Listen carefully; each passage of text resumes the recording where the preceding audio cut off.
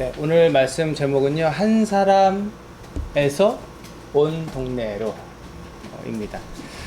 2025년 여름 우리 아웃리치를 잘 은혜 가운데 마쳤습니다. 하나님께 감사하고 함께 해주신 모든 분들, 그리고 기도해 주시고 후원해 주신 우리 교회 분들에게도 감사드려요. 늘 그랬지만 올 여름에는 진짜 그야말로 정말 어려움들이 많았던 것 같습니다. 결국에는 런던, 온타리오에서 오기로 했던 팀은 전날 취소된 비행편 때문에 합류하지 못했습니다. 그것도 참 어려운 일이었는데 선교지로 떠나는 길에 전화를 받았어요. 한 원주민 마을에서 우리는 이해할 수 없는 이유로 키즈 캠프 다 준비해 놓은 걸 못하겠다고, 캔슬을 하겠다고 연락을 받기도 했습니다. 몇 달 전부터 어레인지를 해놓은 그 모텔도 도착했는데 당일까지 참 어려움이 많았습니다. 어쨌든 끝나고 나니 모든 일이 다 주님 은혜 안에서 해결되어 있네요. 그 외에도 진행하면서 많은 해결해야 할 일들이 있었지만 하나님께서 다 하셨습니다. 어려움이 컸던 것만큼 그래서 선교 기간 동안 기도가 더 절실했던 것 같아요. 기도의 끈을 놓을 수 없는 여정이었고, 오가는 차에서 기도를 참 많이 했던 것 같습니다. 근데 저는 이제 주 사역이 이제 우리 교회가 담당한 니커맨과 컴신을 다니는 것도 일정이지만, 각 사역지에 점심을 배달해주고 사역지에 어려움들이 있는지 확인하고 또 영상을 촬영하고 그때그때 발생한 일들을 처리하는 일이 주로 제 일이었습니다. 그래서 계속 차를 끌고 이 마을에서 저 마을로, 이 학교에서 저 학교로 왔다 갔다 하는 게 제 하루 종일 일이었는데, 그렇게 여러 가지 어려움 때문에 마음이 분주하고 어려워서 운전하고 다니다가 니커맨 갔다가 제가 사람들 내려주고 이렇게 이제 스테인밸리로 가야 되는데 철길을 만났어요. 기차가 이제 지나가는 거죠.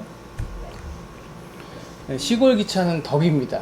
그 사람이 타는 열차가 아니라 다 짐 실는 막 트레일러 몇 개를 이렇게 하는지도 몰라요. 이제 그쯤 되면 시동을 끄고 기다려야 돼요. 날이 더우니까 물론 시동을 켜고 에어컨도 켜고 하는 차들도 있지만, 그래서 제가 또 걸렸네 싶어서 차를 세워놓고 그 옆으로 나갔습니다.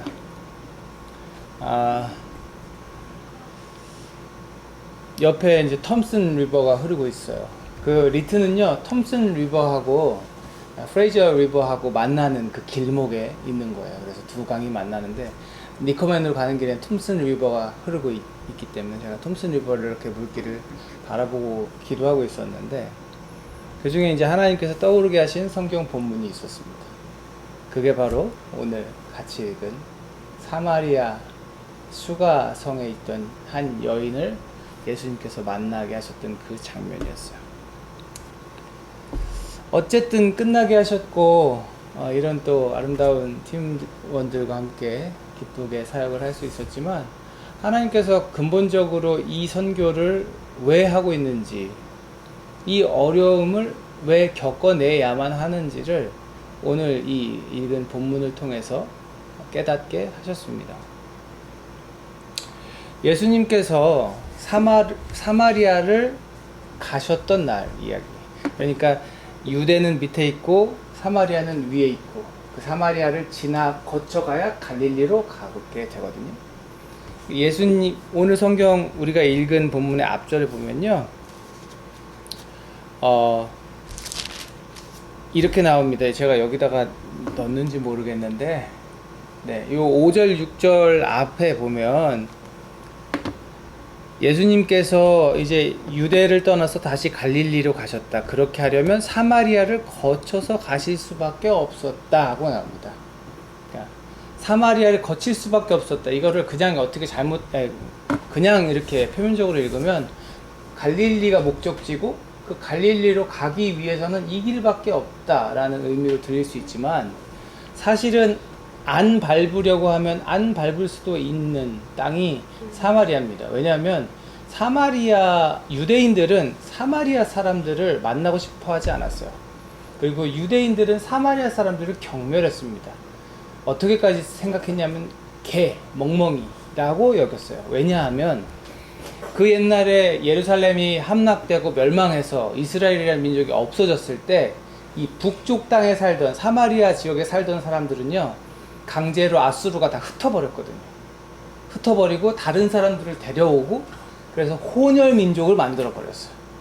그러니까 순수 혈통이 아니라고 생각한 유대인들은 쟤네는 이제 더 이상 이스라엘 아니야, 쟤네는 더 이상 하나님 백성 아니야, 그러니까 부정한 백성이고 개 같은 사람들이야, 이렇게 여기면서 사마리아 사람들을 만나고 싶어 하지 않았어요.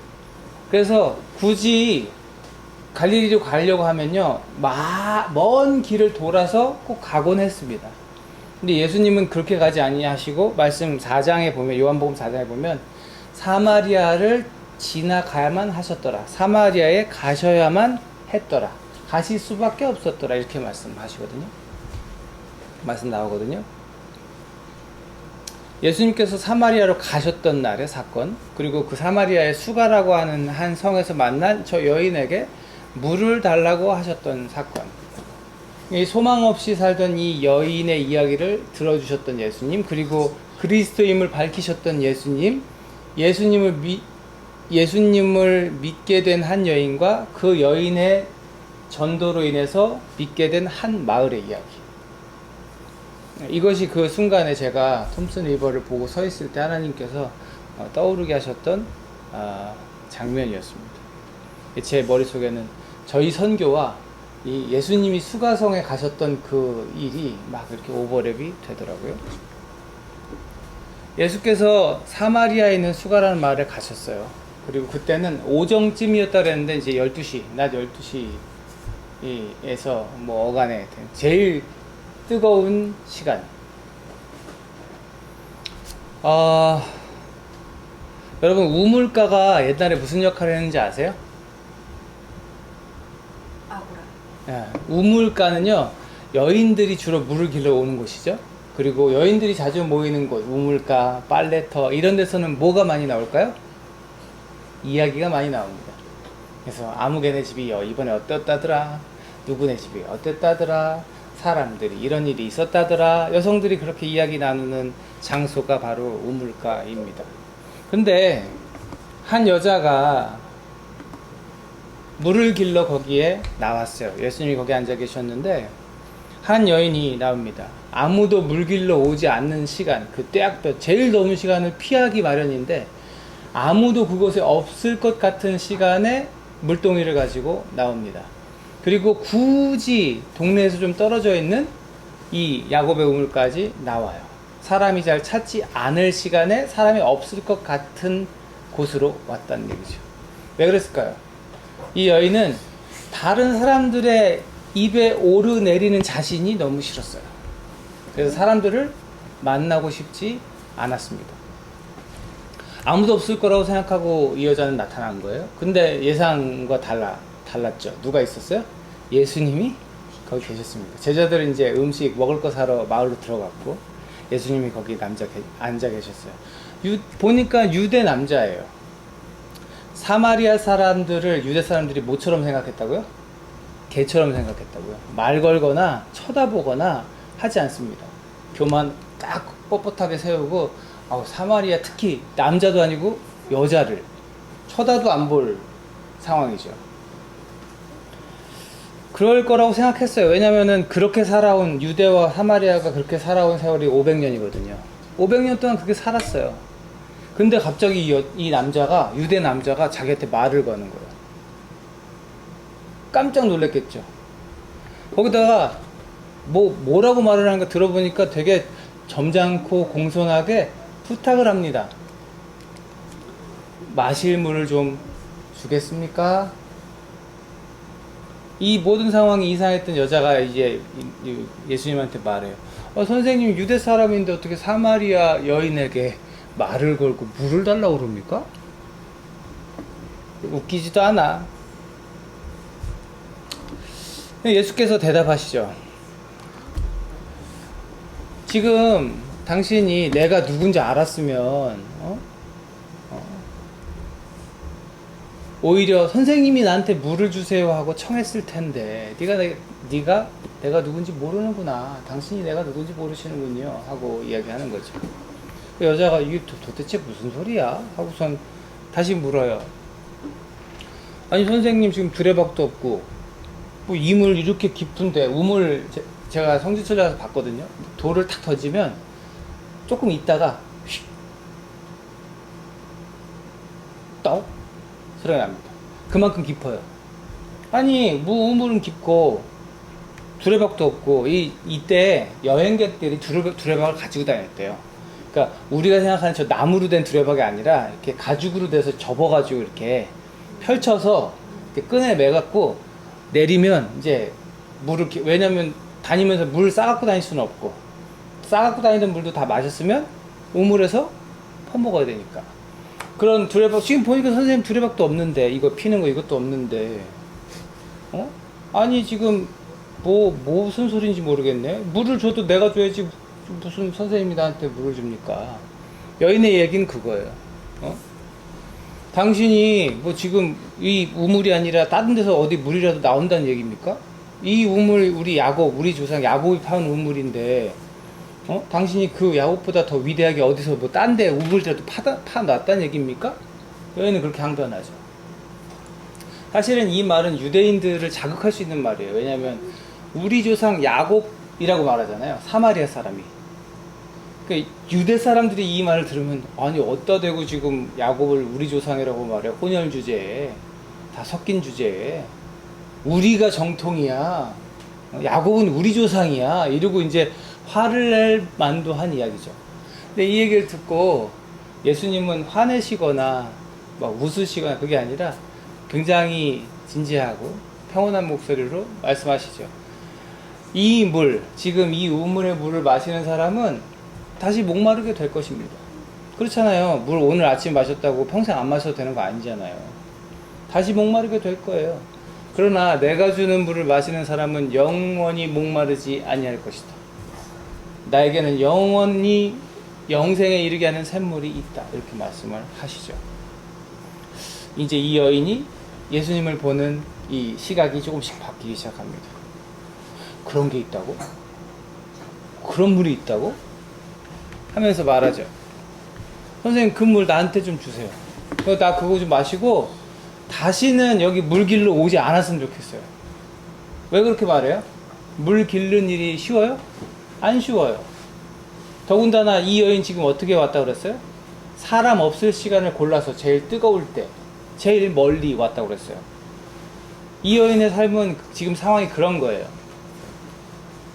물은 매일 먹어야 하는데 선생님 그런 물 있으면 나 좀 주세요. 나 여기 다시는 안 오게. 그때 예수님이 갑자기 뚱딴지 같은 말씀을 하시죠.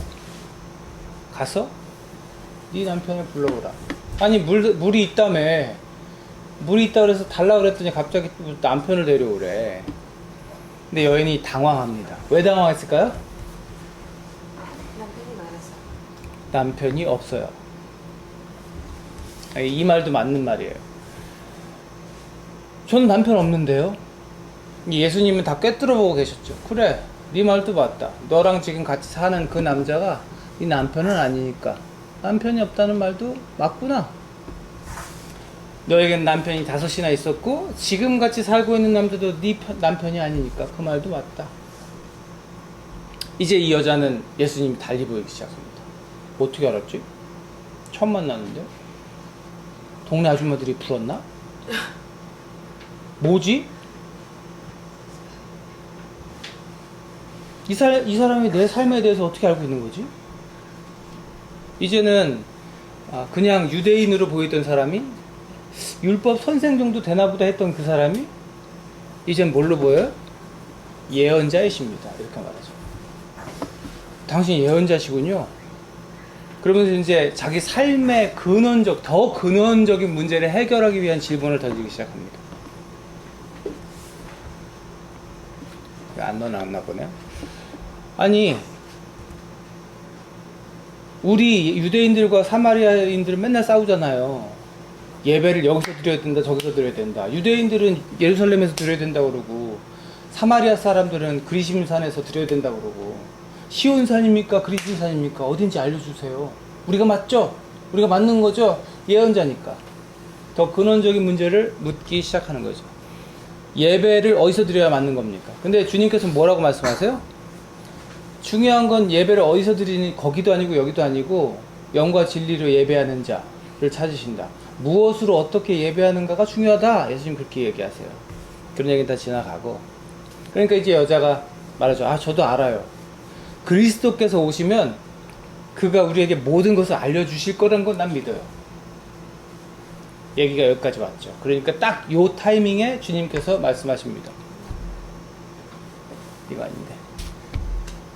너에게 말하고 있는 그가 바로 나다. 내가 바로 그다.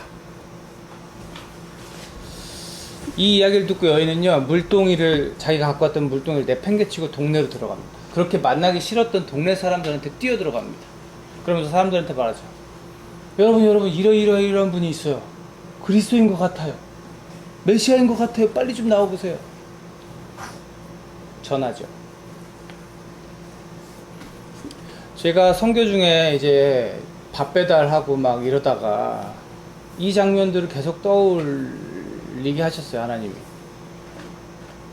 주님께서는요, 바로 이 말씀, 내가 바로 그다 라고 하는 말씀을 하시기 위해 지금 사마리아까지 일부러 가신 거예요. 수가성을 찾으신 예수님은 다 계획이 있었습니다.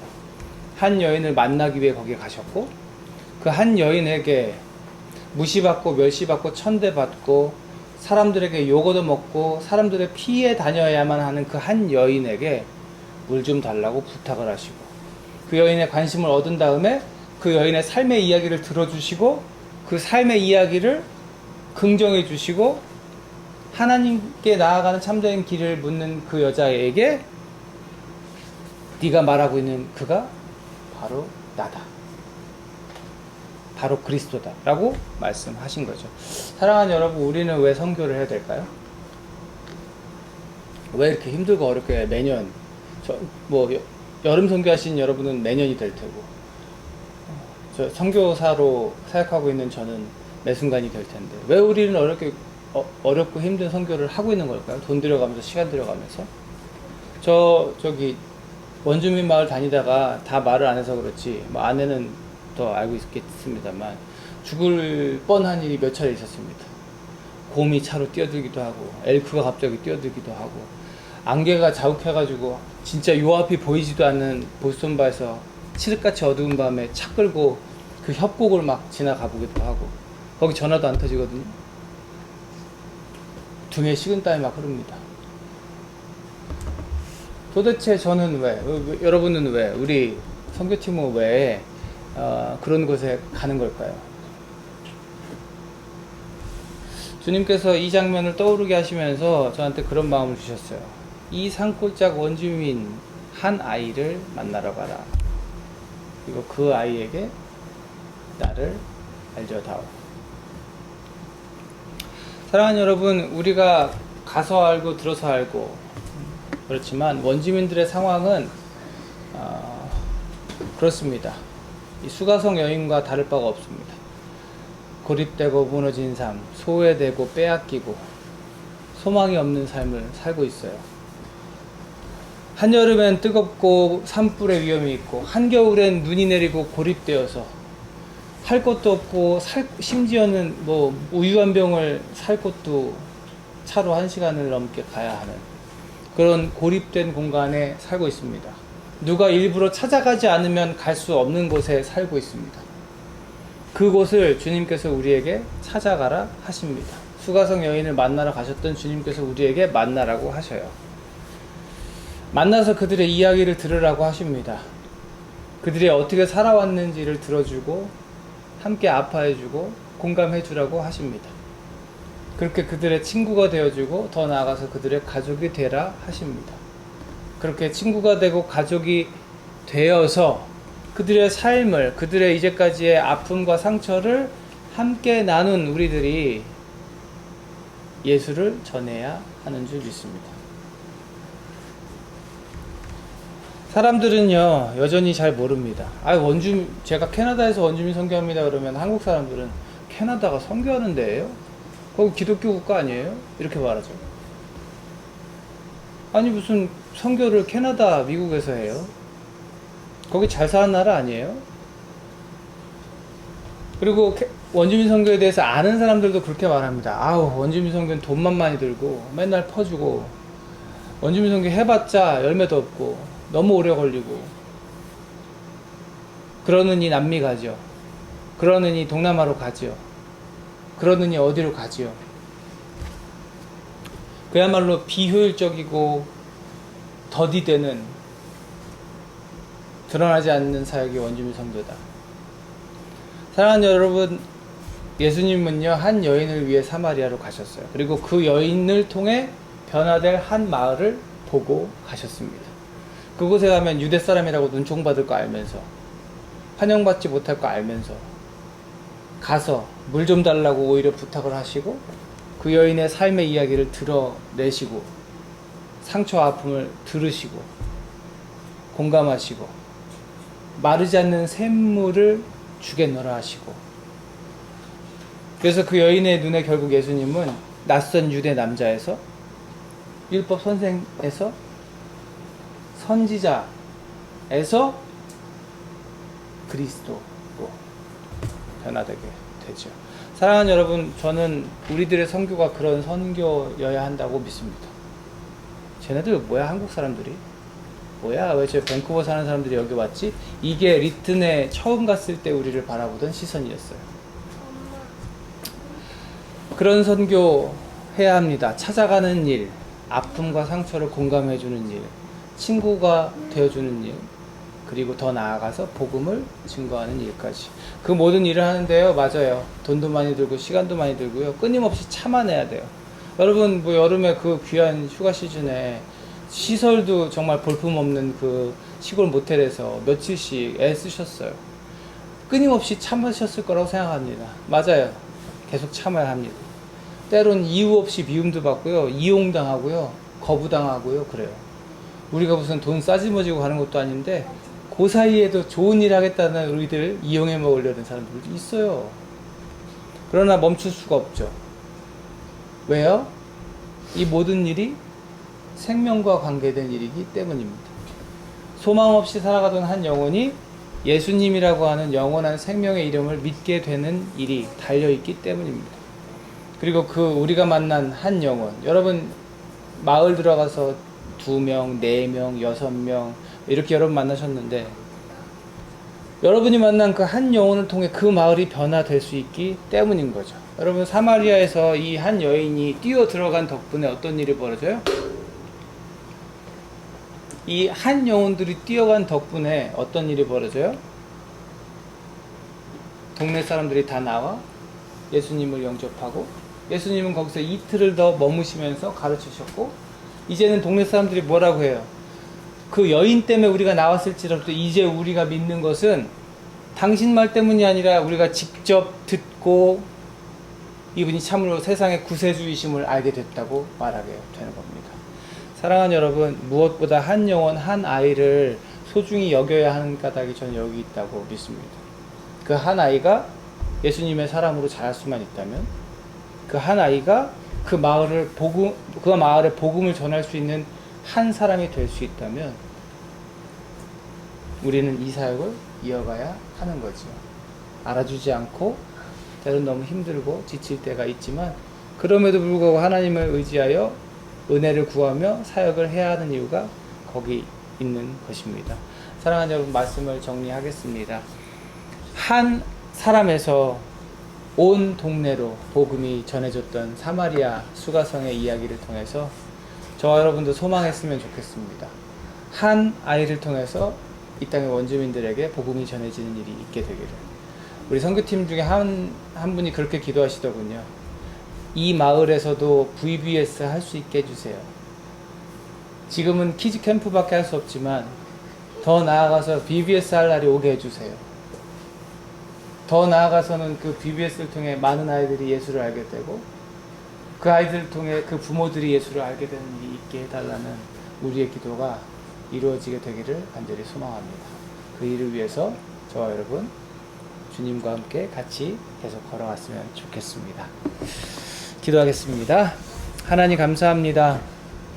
선교의 사명을 감당케 하시고 잘 마치게 하신 주님을 찬양합니다.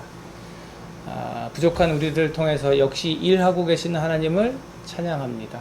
이제 여름 선교가 끝났고 이제 우리가 할 일은 그들을 위해 계속 기도하며 끊임없이 그들을 위해 전진하는 일인 줄 믿습니다. 하나님 우리를 사용해 주시고 우리가 하나님의 나라, 하나님의 선교를 위해 사용되기 원하오니 우리를 성령으로 충만케 하시며 선교하는 주의 백성들로 온전하게 우리 삶의 자리에 세워 주옵소서. 이제는 우리 구주 예수 그리스도의 은혜와 아버지 하나님의 무한하신 사랑하심과 성령님의 내주 감화 감동 교통하심이 한 영혼을 천하보다 귀하게 여기는 주의 백성 되겠다고 결단하고 다짐하는 우리들 위해 그 한 영혼을 통해 이 땅의 원주민들에게 복음이 전해지길 소망하며 그 길을 향해 달리겠노로 다시 한번 결단하고 다짐하는 주의 사랑하는 백성들 머리머리 위에 저들의 앞길 위에 우리 교회와 선교팀과 이 땅 위에 이제로부터 영원토록 함께 하시옵기를 간절히 축원하옵나이다. 아멘.